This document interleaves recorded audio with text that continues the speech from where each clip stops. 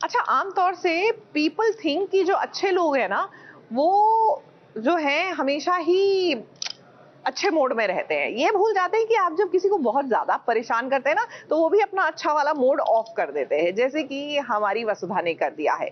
यूँ तो वसुधा का पति, वसुधा का परिवार, हर कोई उसका साथ दे रहा है, लेकिन अब ये समर जो है वसुधा की आँखों में खटकने लगा है, नॉट विदाउट रीज़न। मतलब चैलेंज दे रहे हैं कि अचार बेच के दिखा।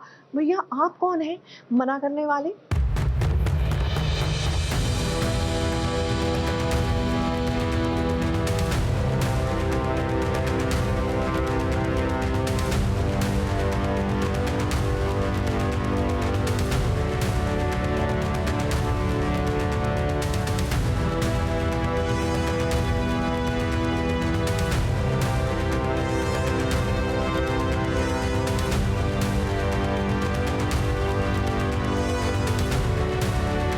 वसुधा की परेशानियों को देखकर ये कहना तो पड़ेगा कि जिंदगी में आगे बढ़ना है, खुद के पैरों पर खड़ा होना इतना आसान नहीं होता है।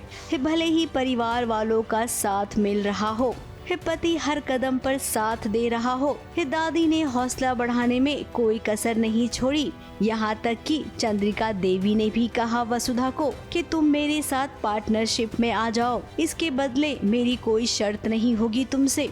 देवी को मुझे बोलती हैं कि अगर तुम बचना चाहती हो ऐसे व्यापारियों से जो तुम्हें नीचा दिखाने की कोशिश करते हैं या बहुत डेंजरस हैं, तो तुम मेरी कंपनी ज्वाइन कर सकती हो। अगर तुम मेरी कंपनी में हिस्सेदार बनोगी तो डेफिनेटली तुम्हारा फ़ायदा होगा और तुम ऐसे डेंजरस लोगों से बची रहोगी। ऑब्वियसली देव का सपोर्ट तो हमेशा वसुधा के साथ है और अकेले तो वसुधा भी कुछ नहीं कर पाती है। अगर कर भी ले तो कहीं ना कहीं देव की स्ट्रेंथ है जो उसे करने के लिए बोलती है, और देव की जो पता है उसको कि एक स्ट्रॉन्ग सपोर्ट है देव का ऑन द बैक, तो बस वो कर लेती है। अब सोचिए, इतना सपोर्ट मिल रहा है वसुधा को, लेकिन क्या चीज है जो वसुधा को परेशान कर रही है? अब वसुधा को परेशान करने वाला कोई और नहीं बल्कि समर है, जो पहले दिन से ही वसुधा की आंखों में खटक रहा था।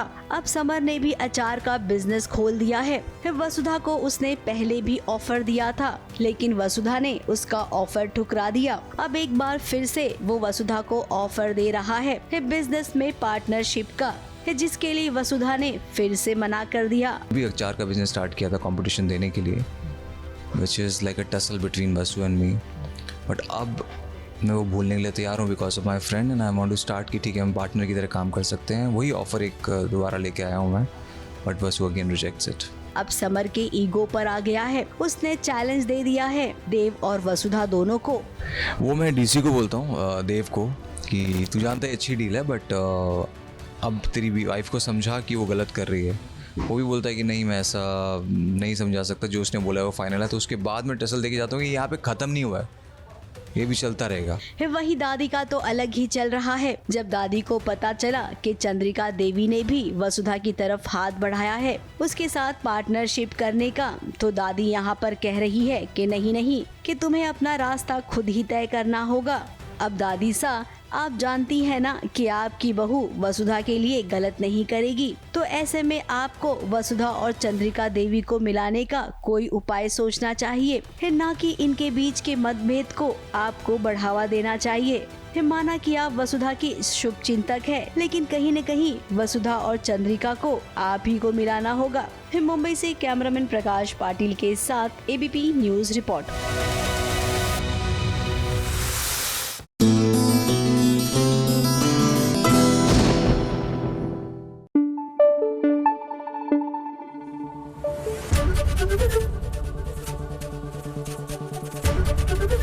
एबीपी न्यूज आपको रखे आगे।